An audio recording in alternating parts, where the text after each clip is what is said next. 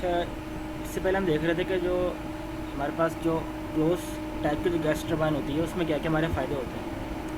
अच्छा, इसका एक नुकसान भी होता है कि हम प्रॉपरली अपनी जो फ्यूल की जो एफिशिएंसी होती है ना उसको प्रॉपरली यूज़ नहीं कर रहे होते। हमारे पास यहाँ पर जो हीट एक्सचेंजर होता है उसके भी कुछ ना कुछ फॉलिंग इफेक्ट के लॉसेज वगैरह उसके अंदर लाजमी हो रहे होते हैं, जिसकी वजह से हमारा हीट ट्रांसफ़र प्रॉपर नहीं हो रहा होता। ठीक है, इसके ड्रॉबैक भी है। अच्छा, और इसमें है, अच्छा इस टरबाइन की ना फर्दर एक कुछ और क्लासिफिकेशन है उसकी। जो पहली क्लासिफिकेशन वही है कि सिंगल शाफ्ट अरेंजमेंट। इसमें होता है कि हमारे पास सिंगल शाफ्ट होती है, कंप्रेसर के साथ ना डायरेक्टली हमारी टरबाइन लगी होती है, और एक कॉमन शाफ्ट ही होती है इसके अंदर। अगर हमारे पास जो आगे वाले लोड है ना, अगर वो लोड हमारा फिक्स है, फॉर एग्जाम्पल हम आगे जो लोड चाहिए वो एक यूनिक लोड और फिक्स लोड चाहिए, तो उसके लिए ये वाली टरबाइन एफिशिएंट होती है, इसमें सिर्फ सिंगल लोड हो। अगर हमारे पास आगे जो लोड है वो फिक्स ना हो तो उसके लिए ट्विन शाफ्ट अरेंजमेंट होती है। जैसे होता है जो पहली टरबाइन में दो टरबाइनें लगती हैं। जो पहली टरबाइन होती है उसका काम सिर्फ कंप्रेसर को चलाना होता है बस। जो दूसरी टरबाइन होती है यहाँ पे आमतौर पे रीहीटर भी लगा होता है। दूसरी टरबाइन से हम पावर आउटपुट ले रहे होते हैं। आमतौर पे पावर प्लांट्स वगैरह में ये वाली टरबाइन यूज़ हो रही होती है। इसमें दो टरबाइनें होती हैं। पहली वाली सिर्फ कंप्रेसर चलाती है, दूसरी वाली जो टरबाइन होती है यहाँ पे रीहीटर के साथ लगा होता है, तो उससे हम एनर्जी प्रोड्यूस कर रहे होते हैं। तो इसको ट्विन शाफ्ट अरेंजमेंट बोलते हैं। दो मुख्तलिफ शाफ्ट होती हैं। ये वाली शाफ्ट फर्दर आगे जाकर जनरेटर से जाकर लगी होती है, इससे हमें पावर मिल रही होती है।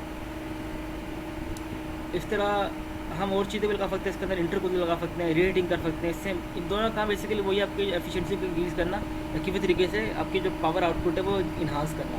अच्छा, इंटरकूलर कहाँ लगता है? आमतौर पर जब हमें ज़्यादा कंप्रेशन रेशो या हाई कंप्रेशन रेशो चाहिए होता है ना, जैसे यहाँ पे हमने दो कंप्रेसर लगाए हुए हैं, एक लो प्रेशर कंप्रेसर है, एक हाई प्रेशर कंप्रेसर है। तो जब भी हम इनिशियली कंप्रेस करते हैं ना, हमारे जो गैस का टेम्परेचर होता है वो राइज़ कर जाता है, जिसकी वजह से हमारे पास डेंसिटी कम हो जाती है। क्योंकि डेंसिटी कम हो जाती है और स्पेसिफिक वॉल्यूम बढ़ जाता है। और अगर वही हाई स्पेसिफिक वॉल्यूम इसके अंदर इंजेक्ट करेंगे तो इसकी एफिशिएंसी कम हो जाएगी। टरबाइन जो होता है वो हाई स्पेसिफिक वॉल्यूम में सही काम नहीं कर रहा होता, तो बीच में लगता है इंटरकूलर। इसका जो काम होता है गैस को ठंडा करना होता है, हालांकि जो स्पेसिफिक वॉल्यूम होता है उसको भी ये कम कर देता है। इसकी वजह से ये आपके पास हाई कंप्रेसर में काम चल रहा होता है, इसमें कंप्रेशन करते हैं। फिर आपको दोबारा ये अगेन कंबस्शन चैम्बर से पहले आपका रीहीटर लगा होता है। ये बस एनर्जी मैनेजमेंट के लिए लगाया होता है, क्योंकि हम जो टरबाइन का जो एग्जॉस्ट होता है उसको और तो कहीं हम यूज़ करना ही नहीं है। तो उसको करते क्या है कि यहाँ पे हीटर लगाते हैं, इसकी वजह से हम जो गैसेज जिसको पहले से हमने गर्म करना आगे जाते हैं उसको पहले थोड़ा सा और गर्म कर लेते हैं। बेसिकली एफिशिएंसी को इंक्रीज़ ही कर रहा होता है। फिर यहाँ पे फ्यूल इंजेक्ट करते हैं और इस पर बर्निंग होती है। फिर टरबाइन में जाता है, सबसे पहले हाई प्रेशर टरबाइन में आता है। High pressure turbine high pressure compressor के साथ कपल होती है। तो यहाँ से गैस निकलती है, फिर ये रीहीटर में जाती है, फिर जाते हैं लो प्रेशर टरबाइन में। लो प्रेशर टरबाइन कपल होती है आपके पास लो प्रेशर कंप्रेसर से। तो हाई प्रेशर ये दोनों आपस में कपल होते हैं और ये दोनों आपस में कपल होते हैं, और इससे आमतौर पर हम एनर्जी जनरेशन कर रहे होते हैं। इस तरह ट्विन स्पूल इंजन होता है। ये बेसिकली ट्विन स्पूल इंजन की एक टाइप ही थी, जो कि यहाँ पे नीचे उन्होंने और एलेबोरेट किया हुआ है। High pressure turbine, low pressure turbine compressor होता है, फिर हाई प्रेशर कंप्रेसर होता है, फिर आपके पास कंबशन चैम्बर होता है, फिर high pressure turbine, low pressure turbine. इसको ट्विन स्पूल इंजन भी बोलते हैं। ये वही चीज़ है यहाँ पे लिखी हुई थी। अच्छा, इसमें जो इम्पोर्टेंट चीज़ है ना वो ये है कि टर्बो जेट क्या होता है, टर्बो फैन क्या होता है, रैम जेट क्या होता है। ये आमतौर पर ये इंपॉर्टेंट है, इसको देखते हैं। सबसे पहले हमारे पास होता है टर्बो जेट इंजन। इसमें होता क्या है कि सिंपल हमारे पास कंप्रेसर होता है, फिर कंबशन चैम्बर होता है, फिर टरबाइन लगी होती है, और टरबाइन का जो एग्जॉस्ट होता है ना वो नोजल टाइप का होता है। सही है।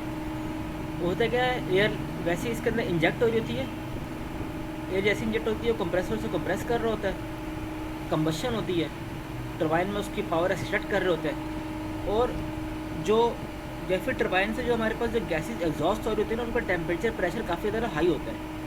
तो नोजल के ज़रिए ना हम उसको और ज़्यादा उसका वेलोसिटी और ज़्यादा हाई कर रहे होते हैं। तो जो वेलोसिटी, अच्छा एक और चीज़, जितनी भी टरबाइनें काम कर रही है, जब हम पढ़ने जा रहे हैं जितने भी इंजन आगे पढ़ेंगे, ये सारे रिएक्शन इंजन होते हैं। रिएक्शन इंजन से मुराद क्या है, जैसे गुब्बारा होता है ना, गुब्बारा आपने बैलून को फुलाया और उसको छोड़ दिया फुला के ना, तो क्या होता है, वो एयर नीचे, एयर एक तरफ से निकल रही होती है और बैलून दूसरी तरफ मूव कर रहा होता है। इसका मतलब क्या होता है, रिएक्शन न्यूटन के थर्ड लॉ के मुताबिक काम कर रहा होता है। जितनी ज़्यादा ये पीछे गैस को एग्जॉस्ट करेगा ना जितनी स्पीड से, उतनी स्पीड से आपके प्लेन को ये आगे धकेलेगा। तो इसीलिए बोलते हैं कि रिएक्शन इंजन होते हैं हमारे पास। तो यहाँ पे हमारे पास ये जितनी बस काम इसका ये होता है, कुछ पोर्शन ऑफ इसका 2/3 पोर्शन ऑफ जो एनर्जी होती है वो कंप्रेसर को वर्क करा रही होती है, बाकी जो एनर्जी होती है वो बस इसका इस टर्बाइन का काम सिर्फ ये कि कंप्रेसर को रन कराना है। और दूसरा इसका काम ये है कि दूसरा कोई काम नहीं है, बेसिकली इससे जो गैसेस निकल रही होती है ना वो नोजल से गुजरती हैं, और वो नोजल से हमारी एग्जॉस्ट पे हाई वेलोसिटी में मिल रही होती है, और हाई वेलोसिटी पे फिर हमारे इंजन के आगे थ्रस्ट दे रहा होता है ये। उसके लिए टर्बोजेट इंजन होता है। सिंपल आपको जो सिंपल गैस टर्बाइन है वो टर्बोजेट इंजन ही होता है। इसका एक एफिशिएंसी है कि जितने ज़्यादा हम हाई एल्टीट्यूड पर जाएंगे ना उतना ज़्यादा ही एफिशिएंटली वर्क कर रहा होता है, और जितनी ज़्यादा हमारी स्पीड बढ़ती रहेगी ना उतना ज़्यादा ये एफिशिएंटली काम कर रहा होता है। इसका ड्रॉबैक ये है कि इसके जब ये बाहर गैसेस निकल रही होती है ना यहाँ से, तो इसमें नॉइज़ का लेवल बहुत ज़्यादा होता है, बस ये इसका ड्रॉबैक है। अच्छा, फिर दूसरी किस्म का हमारे पास जो इंजन आते हैं वो टर्बो फैन इंजन होते हैं। टर्बो फैन इंजन कुछ इस किस्म के होते हैं। किया कुछ नहीं है, डिज़ाइन सारा वही है।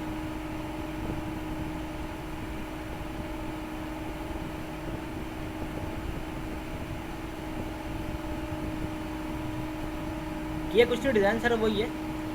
यहाँ बस लो प्रेशर कंप्रेसर है, हाई प्रेशर कंप्रेसर लगा हुआ है, हाई प्रेशर टरबाइन है, लो प्रेशर टरबाइन है, और फिर ये एग्जॉस्ट, सब कुछ वैसा ही है। बस इसमें शुरू में ना हमारा एक फ़ैन लगा होता है।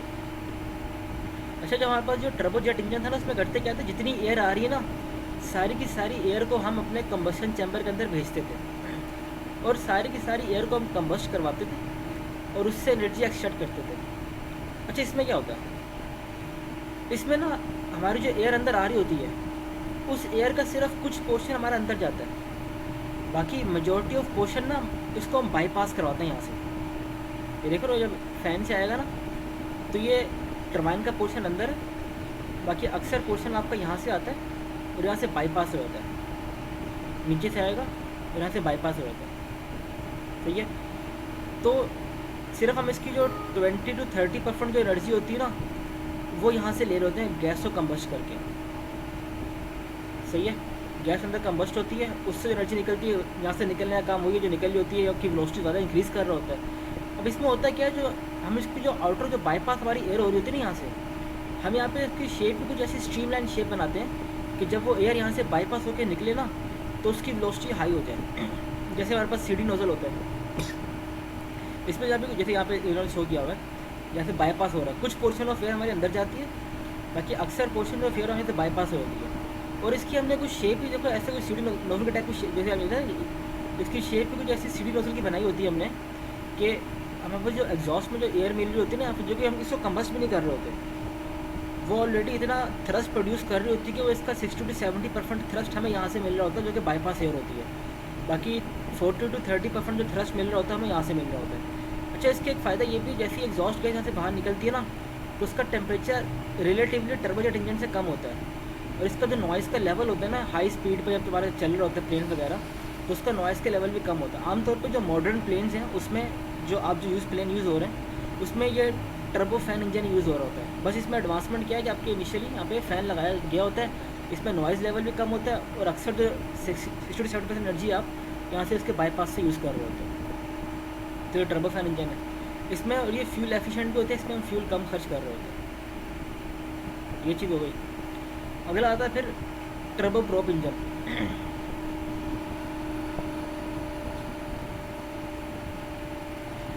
इसमें क्या होता है, वही है हमारे पास अंदर का मैकेनिज्म वही है, ये कंप्रेसर लगा हुआ है, ये कंप्रेसर लगा हुआ है, कंप्रेसर के बाद कंबशन चैम्बर है, कंबशन चैम्बर के बाद टरबाइन है, सही है, और एग्जॉस्ट है। इसमें भी हम सिर्फ मैक्सिमम 20% ऑफ एनर्जी इस थ्रस्ट से ले रहे होते हैं, बाकी 80% ऑफ एनर्जी जो हमें मिल रही होती है ना वो हमारे प्रोपेलर से मिल रही होती है। इसमें आपके ना जो टरबाइन के आगे एक प्रोपेलर लगा होता है।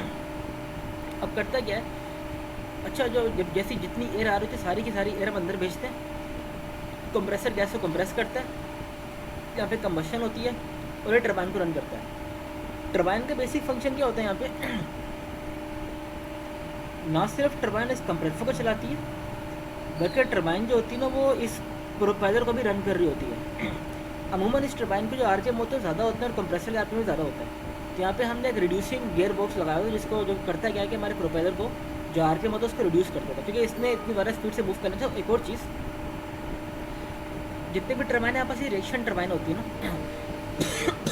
और रिएक्शन फोर्स का फार्मूला होता है F=m में, न्यूटन के सेकंड लॉ के अकॉर्डिंग। जो ये वाला जो टरबाइन जो रन वर्क कर रही होती है ना, ये बेसिकली जो ये फोर्स प्रोड्यूस करती है, अगर हम देखें F=m में, तो इसके अंदर हाई एक्सेलरेशन होता है। ये वाली चीज़ ले लो या पहले ये वाली चीज़ ले लो, क्योंकि फॉर एग्जाम्पल मुझे 100 न्यूटन की फोर्स यहाँ जनरेट करनी है। तो यहाँ पे ये जो एक्सेलरेशन होता है, ये एक्सेलरेशन को फॉर एग्जाम्पल ये 90 रख लेते हैं। 90% इसका एक्सेलरेशन काम कर रही होती है 100 न्यूटन की फोर्स को जनरेट करने के लिए। नहीं मैं करता हूँ, नहीं कर दूसरी नहीं बंद होगा, नहीं नेट चला जाएगा। मैं कर दूंगा। अच्छा दूसरा हमारे पास, अच्छा मैं बता दें, रिएक्शन टरबाइन होती है। रिएक्शन टरबाइन में बेसिकली हमें F=ma का पैरामीटर पूरा करना होता है। यहाँ पे हम जो होते हैं ना एक्सेलरेशन ज़्यादा ले लेते हैं, मास कम हो रहा होता है, जबकि यहाँ पे ना चले जाएगा, कर दूंगा 10 मिनट बाद कर। दूसरा पास ये प्रोपेलर इंजन होता है। अच्छा इसमें क्या होता है, इसमें हम ना मास ही ज़्यादा इंटरेक्ट हो रहा होता है। जैसे यहाँ पे जो एरिया ज़्यादा है तो ज़्यादा एरिया में हमारा ज़्यादा मास इसके पास आके लग रहा होगा। जितना ज़्यादा मास आके लगेगा तो अगर एक्सेलरेशन कम भी हो, लेकिन हमारे पास F=ma का जो पैरामीटर होता है वो इससे फुलफिल ज़्यादा मास से हम फुलफिल कर लेते हैं। तो ये इसकी थोड़ी बैक एंड पे थोड़ी इसकी थ्योरी है। बस इसमें जो समझने की बात जो है ना हमारे जो कोर्स में वो ये है कि इसमें प्रोपेलर लगा होता है और प्रोपेलर के साथ एक रिड्यूसिंग गियर बॉक्स लगा होता है। इसका एक ड्रॉबैक ये है कि ये आमतौर पे जो हाई एल्टीट्यूड की जो फ्लाइट्स होती हैं ना, जिनमें ज़्यादा ट्रैवल करना होता है, उनमें यूज़ नहीं होता है। आमतौर पर डोमेस्टिक यूज़ के लिए वाले इंजन यूज़ होते हैं, जो प्रोपेलर शाफ्ट इंजन होते हैं ना। ये लो एल्टीट्यूड पे तो सही काम कर रहे होते हैं, लेकिन ये हाई एल्टीट्यूड पे सही काम नहीं करते। आमतौर पर जो प्राइवेट जेट वगैरह होते हैं वो ये टर्बो शाफ्ट ही होता है, जिन्होंने सिर्फ मुल्क के अंदर ही चलना होता है। ये एफिशिएंट भी होता है, बर्निंग कम करनी पड़ती है हमें इसके अंदर, और 80% ऑफ एनर्जी जो होता है प्रोपेलर प्रोड्यूस कर रहा होता है, बाकी 20% हम इस थ्रस्ट से एनर्जी ले रहे होते हैं। दूसरा ये फ्यूल एफिशिएंट होता है, और तीसरा वो ये इसका जो लो एल्टीट्यूड पे काम कर रहा होता है ये, तो ये प्रोपेलर शाफ्ट इंजन होता है। अगला हमारे पास होता है टर्बो शाफ्ट इंजन। ये भी कुछ हद तक मिलता जुलता ही है प्रोपेलर शाफ्ट से। इसमें भी एक प्रोपेलर टाइप की चीज़ लगी होती है, लेकिन ये जो इंजन होता है आमतौर पर ये हेलीकॉप्टर में यूज़ हो रहा होता है। इसमें क्या होता है, कंप्रेसर होता है, कंबशन चैम्बर होता है, और यहाँ पे आपके पास डबल टरबाइन होती है। दो मुख्तलिफ टरबाइन होती है। जो पहली टरबाइन होती है उसका काम सिर्फ आपके कंप्रेसर को वर्क कराना होता है, और जबकि दूसरी टरबाइन होती है ना, वो आपके पास गियर बॉक्स के साथ एक ऊपर एक विंग होता है, उसको चला रही होती है। ये आमतौर पर हेलीकॉप्टर के अंदर ये मैकेनिज्म यूज़ हो रहा होता है। इसको फ्री टरबाइन इंजन भी बोलते हैं, क्योंकि इसमें एक टरबाइन जो होती है वो प्रॉपरली फ्री होती है आपके कंप्रेसर से। इससे पहले जितनी भी हमने टरबाइनें पढ़ी ना, जैसे यहाँ पे टरबाइन है ये कनेक्टेड है कंप्रेसर से, यहाँ पे टरबाइन है ये कनेक्टेड है कंप्रेसर से, यहाँ पे टरबाइन है ये भी कनेक्टेड है कंप्रेसर से। लेकिन इसमें जो अलग दूसरी टरबाइन है ना, ये वाली पर्पल वाली टरबाइन जो है ये अलग होती है, और इसका कंप्रेसर से कोई काम नहीं होता। इसका काम सिर्फ होता है आपके ऊपर वाले जो प्रोपेलर जो भी विंग लगा हुआ है उसको रन करने का, उसको घुमाने का काम होता है इसका। तो ये टर्बो शाफ्ट इंजन होते हैं, इसके बेसिकली हेलीकॉप्टर में यूज़ हो रहा होता है। ये भी हाई एल्टीट्यूड पे थोड़ा सही काम नहीं कर रहे होते, इनका एल्टीट्यूड कम ही होता है। और आमतौर पर जो लिफ्ट जो इसमें लिफ्ट का मैकेनिज्म होता है, आमतौर पर जो हमें प्रॉपर जो लिफ्ट मिल रही होती है वो इसी प्रोपेलर से मिल रही होती है। अगला हमारे पास है रैम जेट इंजन। ये बहुत ही ये आमतौर पर रॉकेट्स में यूज़ होता है ये रैम जेट। जैसे देख रहे हो ये सुपरसोनिक जो हमारे पास होते हैं ना प्लेन्स वगैरह, ये उनमें यूज़ होता है। इसमें कोई भी मूविंग कंपोनेंट नहीं होता, ना इसके अंदर हमारे पास कंप्रेसर होता है, ना इसके अंदर टरबाइन होती है। इसकी शेप भी कुछ ऐसे बनी होती है कि जब भी इसके अंदर सुपरसोनिक फ्लो इसके अंदर आता है, देखो इसका इनलेट में हमें सुपरसोनिक फ्लो चाहिए होता है। सुपरसोनिक फ्लो आता है यहाँ पे थोड़ा इसकी शेप होती है, यहाँ पे डिफ्यूज़र लगा होता है, उस डिफ्यूज़र से इसका थोड़ा मार्क नंबर डिक्रीज़ होता है, बल्कि नोज़ल लगा होता है, सॉरी नोज़ल लगा होता है।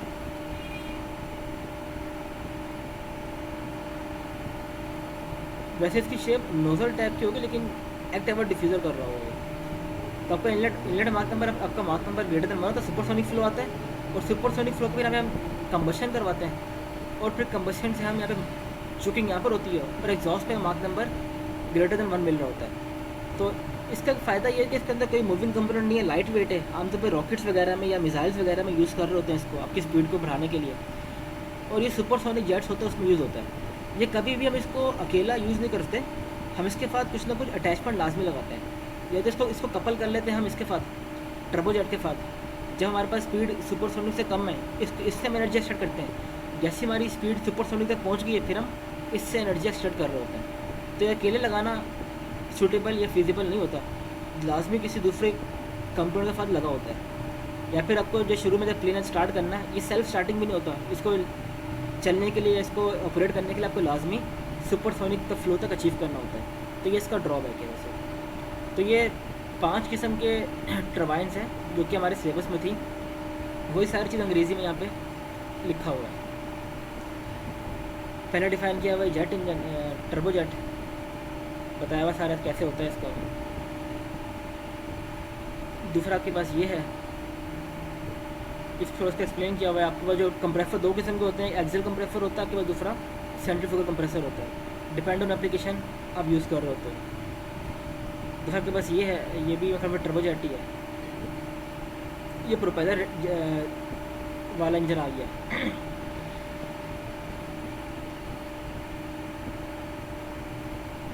ये बताया जा रहा है कि आपका सिंपल जो प्रोपेलर इंजन होता है उसमें कूलिंग कैसे की जाती है। फिर आपके पास टर्बो शाफ्ट का डिफाइन किया हुआ है, ये टर्बो शाफ्ट आ गया, और लास्ट में रैम जेट हो जाएगा। आपके पास टर्बो फैन इंजन है और आखिर में रैम जेट इंजन है। तो ये 5 किस्म के इंजन हैं जो कि आपके सिलेबस में हैं। जो पढ़ाया गया सारा इसमें वही लिखा हुआ है इंग्लिश में, बस सारी वही चीज़ें हैं। ज़्यादा क्लियर है।